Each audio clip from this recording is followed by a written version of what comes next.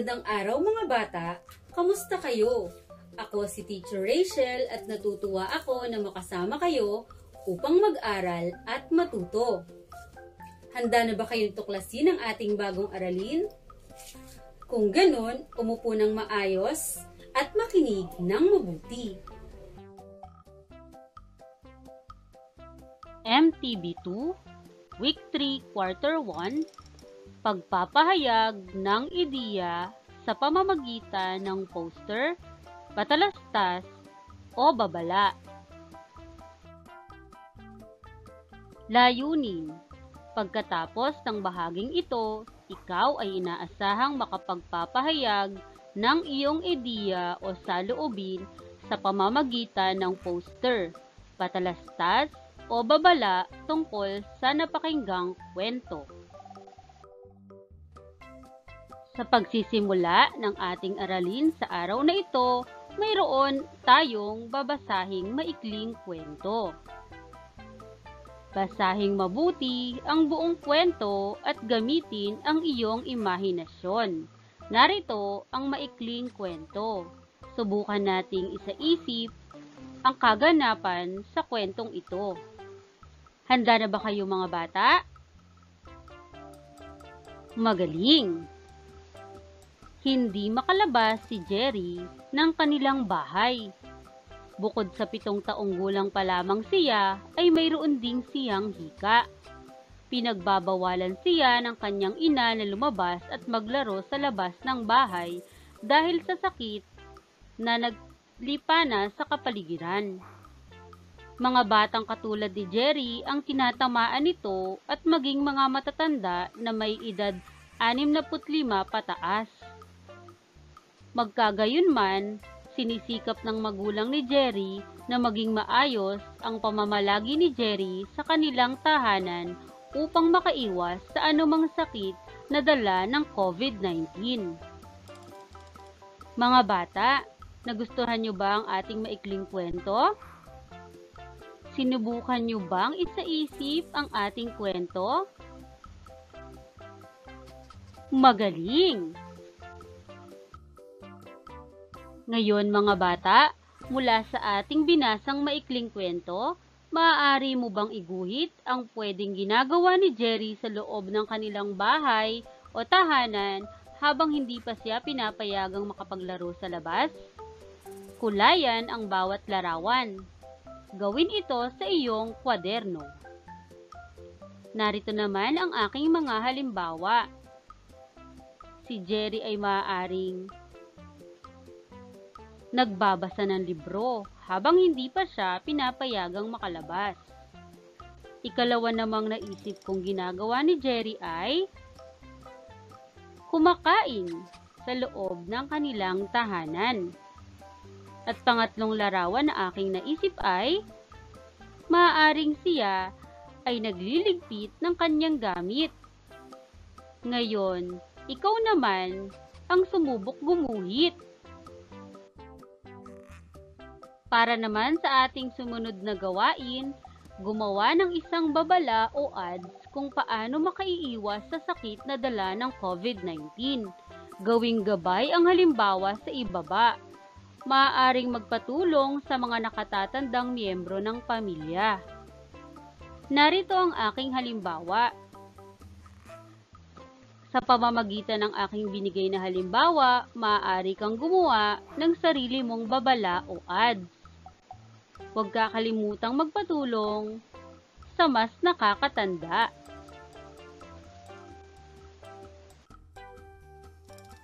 At para naman sa ating pangatlo at huling gawain, manood ng TV o makinig sa radyo. Kung wala naman ay maaaring magtanong sa iyong magulang o iba pang kasama sa pamilya kung ano-ano ang mga opisyal na hashtag na ginagamit sa iba't ibang media upang makaiwas sa COVID-19. Narito ang isang halimbawa. Hashtag #WeHealAsOne. Ngayon, ano pa kaya ang mga hashtag na padalas nating marinig ngayon?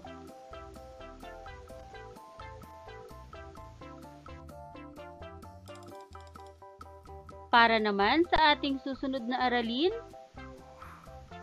pag-uuri ng mga salita sa iba't ibang kategorya. Layunin, pagkatapos ng bahaging ito, inaasahang mauri ang mga salita sa iba't ibang kategorya. Ang pangalan ay salitang pangtawag sa tao, hayop, bagay, lugar at pangyayari. Mayroon tayong mga kategorya ng pangalan. Una na rito ang tao o ngalan ng tao. Narito ang halimbawa. Siya si Binibining Cruz at siya ay isang guro. Ang ngalan niyang Binibining Cruz at salitang guro ay mga halimbawa ng ngalan ng tao. Sumunod naman na kategorya ay ngalan ng hayop. Narito ang mga halimbawa. Ito ay ibon. Ito naman ay pusa. Ang mga salitang ibon at pusa ay mga halimbawa ng ngalan ng hayop. Sumunod naman ang ngalan ng bagay. Mesa, bola. Ang mga salitang mesa at bola ay mga halimbawa ng ngalan ng bagay.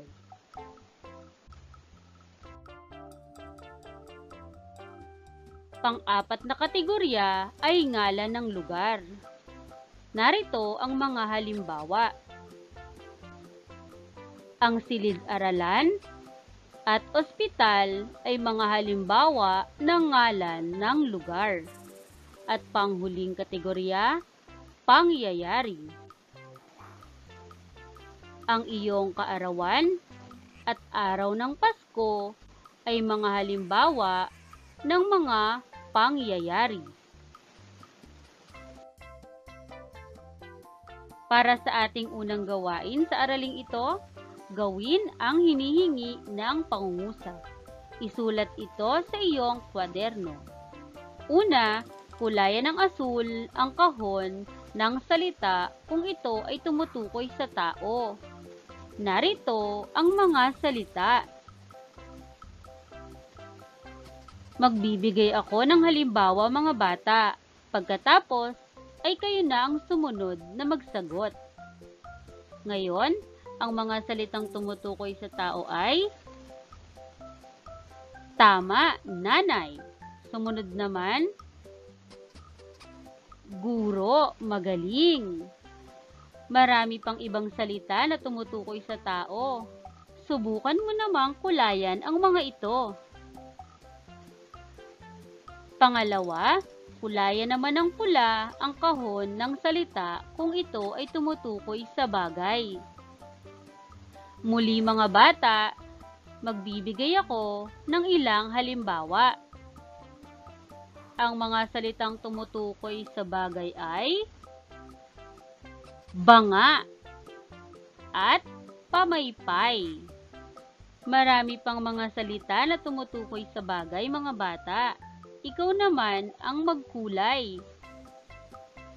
Pangatlo, kulayan ng berde ang kahon ng salita kung ito ay tumutukoy sa lugar o pook. Susubukan kong kulayan ng ilan. Narito ang kalamba at palaruan.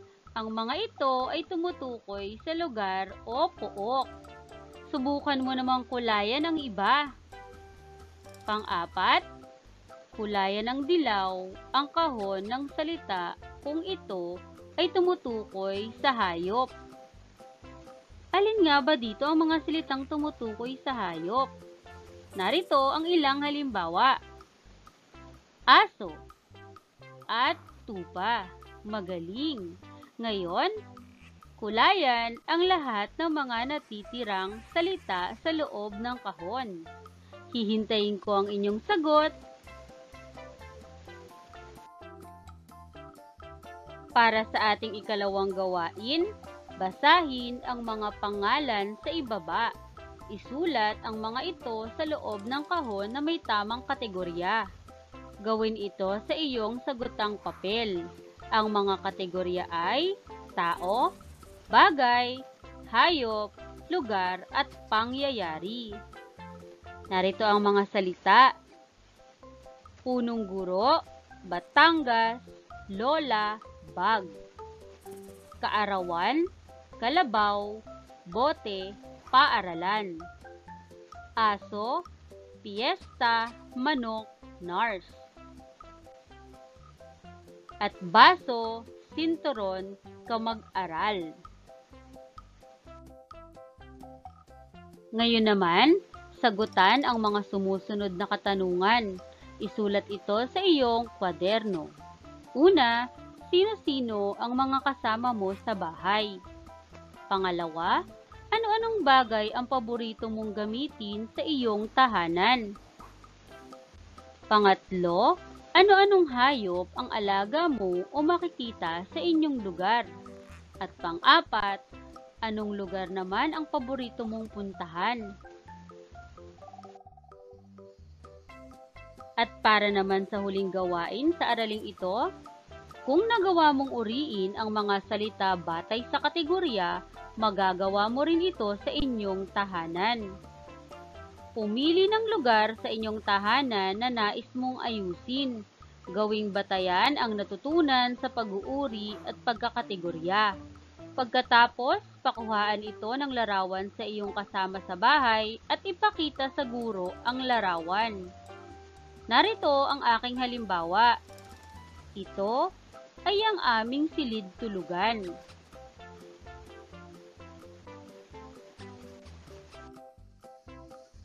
Para naman sa ating ikatlong aralin, magkasing kahulugan at magkasalungat na salita. Layunin: pagkatapos ng araling ito, ikaw ay inaasahang makapagsusuri ng magkasing kahulugan at magkasalungat na salita na gamit sa kwento.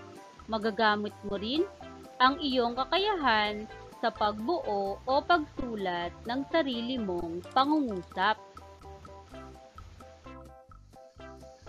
Mga bata, sa pag-uumpisa ng ating aralin, ay basahin natin ang isang maikling kwento. Ang pamagat ng ating kwento ay Barangay Tahimik, akda ni Rejulios M. Villenes. Halina't basahin natin. Ang Barangay Tahimik ay isang lugar na hindi magulo. Payapa ang kalooban ng naninirahan at tuwina ay nagtutulungan. Malayo ito sa polusyon. Sariwa ang hanging malalanghap dito. Sariwa rin ang mga gulay na galing sa kanilang mga itinanim. Manamis-namis ang isda at iba pang lamang dagat. Kaya naman malulusog ang mga mamamayan ng barangay na ito. Hindi sila masasakitin. Karamihan sa mga nakatira rito ay may malalawak na lupain. Makikita rin ang maluluwang na taniman. Nagustuhan niyo ba ang ating maikling kwento, mga bata? Mabuti kung ganon. Mga bata, para sa ating unang gawain, mula sa ating binasang kwento, basahin ang mga salitang may salungguhit. Ang mga salitang may salungguhit ay aking igugrupo. Pagmasdan ninyong mabuti. Narito muli ang kwento, at ang mga salitang may salungguhit ay tahimik, payapa. Igugrupo ko sila. Sumunod naman, polusyon at sariwa. Sumunod, malulusog at masakitin. At panghuling mga salitang may salangguhit, malalawak, at maluluwang. Ngayon mga bata, pagmasdan ninyo ang mga salita. Ano ang napansin ninyo sa mga salita sa unang kahon? Tama! Ang mga salitang ito ay mga salitang magkasing kahulugan. Tahimik, payapa, malalawak, maluluwag. Magaling mga bata! Ngayon, ano ang masasabi naman ninyo sa mga salita sa ikalawang kahon? Mahusay! Ito naman ang mga salitang magkasalungat, polusyon, sariwa, malulusog, sakitin. Mahusay mga bata! Ngayon, muli nating balikan ang ating mga salitang iginrupo. Magkasing kahulugan. At ang mga halimbawa, tahimik, payapa. Ang mga salitang tahimik ay payapa ay magkasing kahulugan sapagkat ang mga ito ay nagpapahayag ng parehong ibig sabihin o parehong ideya. Tahimik, payapa. Sumunod naman, malalawak, maluluwag. Ang mga salitang ito ay magkasing kahulugan dahil sila ay may iisang ibig sabihin o ideya lamang. Sumunod, magkasalungat. Narito ang polusyon, sariwa. Ang polusyon at sariwa ay mga salitang magkasalungat o taliwas ang ibig sabihin ng bawat isa. Ang salitang polusyon ay tumutukoy sa mga usok o mariming usok ng kapaligiran. Ito ay may negatibong ibig sabihin o kahulugan. Ngunit ang salitang sariwa ay nangangahulugang bago, maganda, at maayos na kasalungat o taliwas sa salitang polusyon. Sumunod naman ang malulusog at sakitin. Ang dalawang salita na ito ay magkasalungat sapagkat sila ay taliwas sa isa't isa. Ang salitang malulusog ay mayroong positibong ibig sabihin, magandang kalusugan, magandang pangangatawan. Ngunit ang salitang sakiti naman ay may negatibong ibig sabihin dahil ito ay nangangahulugang hindi magandang pangangatawan o may sakit. Nakuha niyo ba mga bata? Mahusay! Ngayon, para sa ating unang gawain, hanapin sa hanay B ang salitang kasing kahulugan ng nasa hanay A. Isulat ang letra ng sagot sa kwaderno. Narito ang hanay A. Unang bilang, mabilis. Pangalawa, maganda. Pangatlo, marunong. At pang-apat, masaya. Narito naman ang mga pagpipilian sa hanay B. A. Marikit. B. Maalam. C. Matulin. At D. Marumi. Sumunod na gawain, piliin ang letra ng salitang kasalungat ng bawat bilang. Gawin ito sa iyong kwaderno. Narito ang mga salita. Una, mababa. Pangalawa, manipis. Pangatlo, mahal. Pang-apat, malakas. At panglima, malusog. Narito naman ang mga pagpipiliang sagot. A. Sakitin. B. Mura. C. Mataas. D. Makapal. At E. mahina.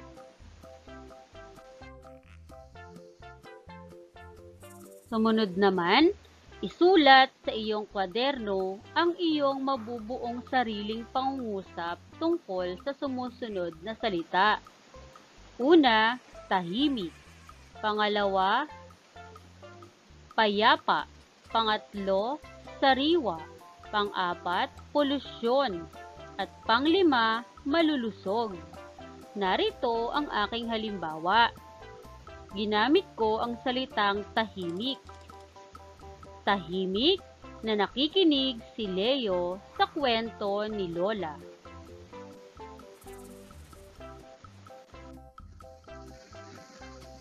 At para naman sa ating huling gawain, gumupit ng balita sa pahayagan at idikit ito sa kwaderno. Hanapin ang mga salitang hindi naunawaan at itanong sa kasama mong miyembro ng pamilya ang kahulugan at kasalungat na kahulugan nito. Nakuha ba mga bata? Magaling! Ngayon, sana ay nagustuhan nyo at marami kayong natutunan sa araw na ito. Hanggang sa muli, paalam!